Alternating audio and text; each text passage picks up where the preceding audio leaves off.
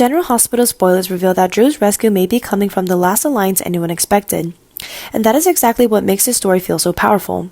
While Willow believes she still has control over the situation, the cracks around her are growing wider.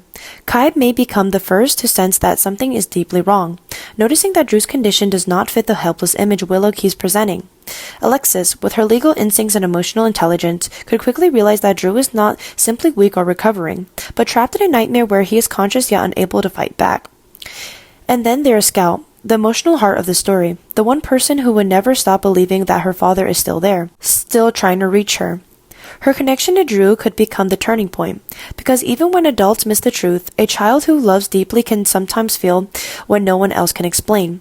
If Kai, Alexis, and Scout manage to free Drew from Willow's control, it would not automatically bring peace. In many ways, that may be when the real story begins. Drew will not wake up as a man ready to forgive and quietly move on. He will wake up carrying humiliation, fury, and the memory of being reduced to silence while his life was manipulated in front of him. That kind of pain does not disappear. It hardens. It changes shapes. And if Drew has already begun building a revenge plan in his own mind while trapped inside his own body, then Willow may be facing something far more dangerous than exposure. She may be facing a man who had nothing but time to think, and to imagine exactly how he wants her to pay. That is what makes Drew's future so difficult and so explosive. The people who save him may believe that they are bringing him back to himself, but they could actually be unleashing a darker version of him, one driven less by survival and more by vengeance. Kai may want justice, Alexis may want the truth exposed in a way that protects the family. Scout may simply want her father back, safe and loving and whole again, but Drew may no longer be thinking in those terms. He may choose to stay close to Willow, pretending to recover, pretending to trust, even pretending to need her, all while setting the stage of a devastating reversal. Instead of confronting her immediately, he could wait for the perfect moment to destroy her emotionally, legally, and publicly. The tragedy is that this would place everything around him in an impossible position. Alexis might realize too late that rescuing Drew was only the first battle, not the last. Kai could find himself torn between helping expose Willow and stopping Drew from crossing a line that could not be undone. Scout, perhaps most painful of all, may discover that saving her father does not mean restoring the man she remembers. It may be watching him struggle with rage so deep that it threatens to consume everything good still left inside of him. That is why the storyline feels ready to explode. Drew's rescue could be the miracle, but his revenge could become the disaster. And if he truly decides that Willow deserves to suffer the way he suffered, then the road ahead will not be about healing. It will be about whether anyone can stop Drew before his comeback turns into a war that destroys them all. Drew is no longer thinking about escaping Willow's control or exposing her lies. He is beginning to look beyond her, towards the man he may believe has been directing the madness from the shadows all along, Sidwell. That shift changes everything. If Drew becomes convinced that Willow was not acting alone, but was instead manipulated, pressured, or strategically used by Sidwell, then his fury will grow into something far more dangerous than personal revenge. It will become a mission to destroy the architect behind the chaos. And that is where the story starts to take a far more haunting shape, because Drew is at his most frightening when he believes he is not just settling a score, but delivering justice. This possible turn opens the door to a darker new chapter for Drew. He may begin pulling together old clues, replaying every strange move Willow made, every moment she seemed afraid, unstable, or pushed beyond reason. And he may realize that Sidwell was the one steering the entire situation towards disaster. That realization would not calm Drew. It would ignite him. Instead of lashing out blindly, he could become colder, more focused, and much more dangerous.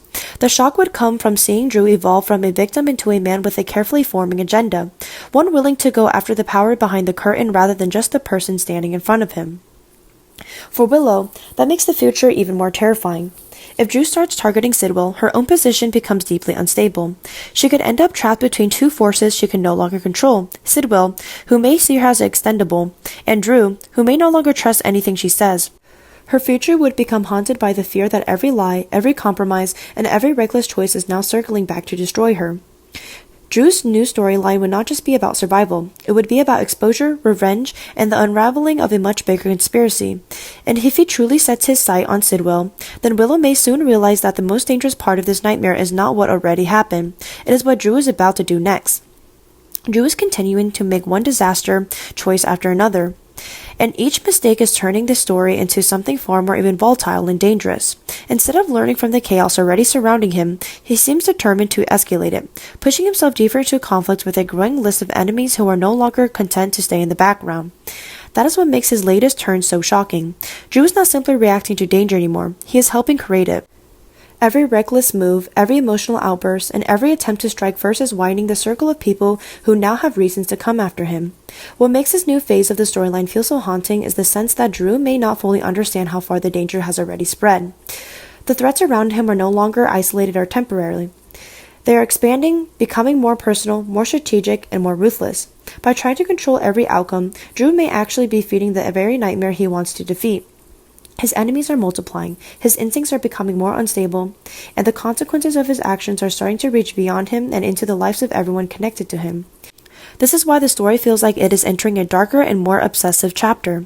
Drew is no longer just a man in crisis. He is becoming the center of a storm that keeps growing because he cannot stop making choices driven by fear, rage, and wounded pride. The more he tries to fight back, the more dangerous the world around him becomes. And if this pattern continues, Drew may soon discover that the greatest threat to his future is not only the enemies closing in on him, but the damage he keeps causing by his own hands. Drew stepping into Jason's place after Jason's disappearance would not feel like a simple family adjustment or a practical act of responsibility. It would feel like the beginning of a much darker transformation, one that slowly changes the emotional balance of everyone connected to Jason's name. At first, Drew might tell himself that he is only doing what has to be done. Someone has to stabilize the chaos Jason leaves behind. Someone has to make sure the people Jason loved are not left exposed, confused, and emotionally stranded while Port Charles whispers about whether Jason is truly gone or simply lost in another dangerous shadow. On the surface, Drew taking over Jason's unfinished responsibilities could look noble, even healing. It could look like a brother honoring a brother. But beneath that image, the story would carry something far more unsettling. The deeper Drew moves into Jason's world, the more he risks becoming consumed by it, and that is where the true shock begins. What makes this arc so powerful is that Drew would not just inherit Jason's practical burdens, he would inherit Jason's emotional gravity. That is much heavier. It is one thing to help organize the wreckage left by a missing man. It is another thing entirely to begin living in the space that man once occupied in the hearts of others. Drew could start by trying to protect Scout and Danny, trying to reassure the family, trying to keep the household from collapsing under the weight of uncertainty. Those choices would seem understandable. In fact, they would even make him appear softer, more grounded, more connected to the people around him than he has been in a long time. He might become more present, more patient, more willing to listen. He might find a new sense of purpose in becoming the person who holds everyone together. But this new harmony would carry a dangerous edge, because there is a difference between caring for people and quietly taking control of their emotional future. That is the part of the storyline that could become deeply unsettling.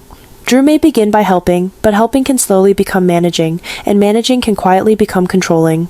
Once he realizes how much influence Jason's disappearance has opened up for him, a different instinct could start taking root.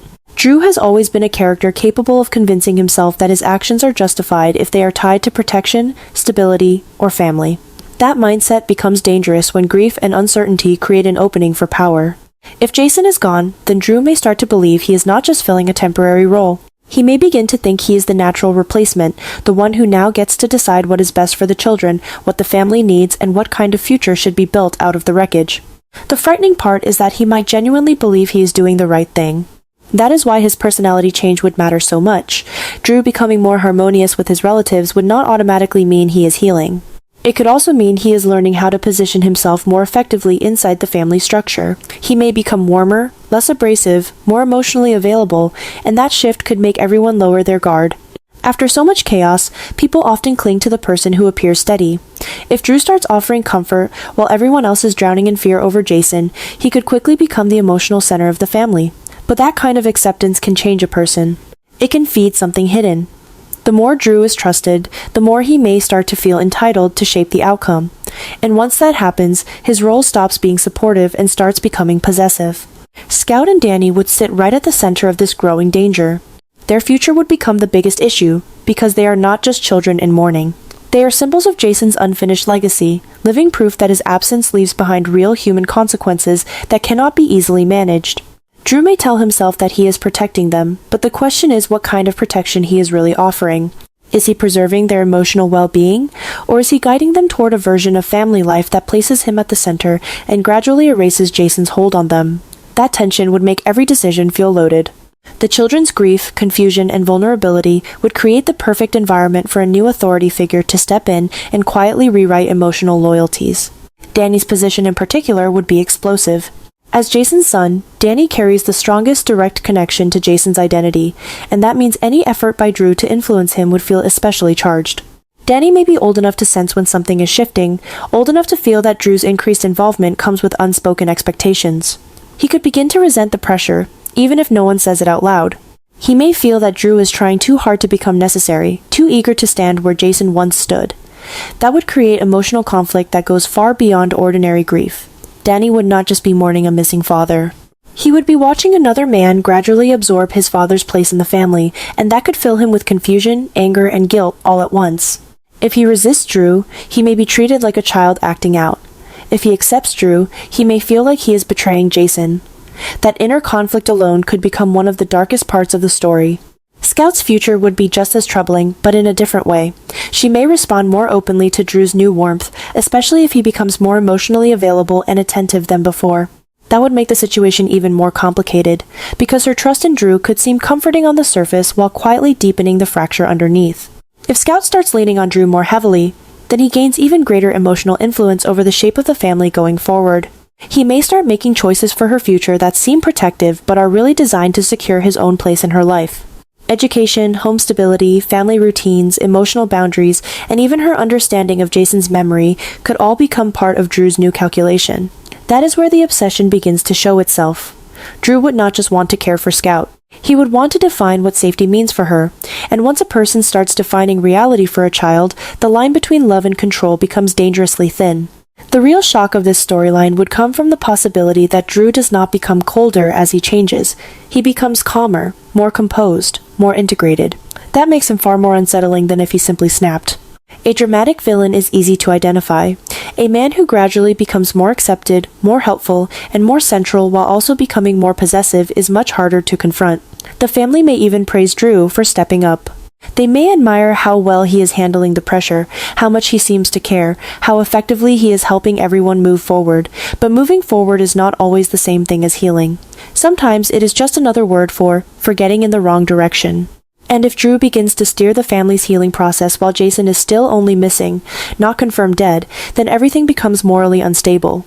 That is what makes the future of Scout and Danny such a huge problem. Their lives would become the battleground for competing versions of loyalty, grief, and replacement. If Jason remains absent long enough, pressure will build around the idea that the family cannot stay suspended in mourning forever. Someone will argue that the children need consistency. Someone will say that they need structure, security, and a strong adult presence. Drew would be perfectly positioned to offer all of that. But once that argument takes hold, it opens the door to a much more painful question. At what point does protecting Jason's children begin to look too much like replacing Jason himself? That question could divide the family and expose tensions no one is ready to name. For Drew, this whole arc could become psychologically addictive. The more he is needed, the more he may feel that his identity is finally solidifying in a way it never has before. He would no longer be the complicated twin living in Jason's shadow. He would become the man everyone turns to after Jason disappears. That emotional promotion could change him in ways he does not fully understand at first. He may become more controlling, not because he wants power in the obvious sense, but because he becomes terrified of losing the new importance he has gained. Once that fear settles in, every decision about Scout and Danny becomes heavier. He may tell himself that only he can protect them properly now. He may start distrusting anyone who questions his judgment. He may even begin to resent Jason's memory itself, because as long as Jason still lives in the hearts of the children, Drew can never fully own the role he has stepped into. That is where the darkest shock could emerge. Drew's transformation would not be about becoming cruel in an open way. It would be about becoming too invested in the life Jason left behind, too comfortable in the authority Jason's disappearance creates, too emotionally attached to the idea that he is now the one who gets to decide what family looks like. And once that happens, Scout and Danny are no longer just grieving children. They become the emotional territory over which Jason's legacy and Drew's new identity collide. In the end, this storyline would be so gripping because it turns absence into a weapon. Jason's disappearance would not just leave sadness behind. It would create a vacuum, and Drew would begin filling that vacuum so completely that no one would notice at first how dangerous it is becoming. His softer personality, his stronger connection with relatives, and his willingness to carry the family through crisis would all make him look like the answer. But the deeper truth could be far more disturbing. Drew may not simply be preserving Jason's legacy. He may be reshaping it around himself. And if Scout and Danny's future becomes the price of that transformation, then the family will eventually face a devastating realization. The greatest shock after Jason's disappearance may not be that Jason is gone, but that his absence has allowed Drew to become someone no one saw coming.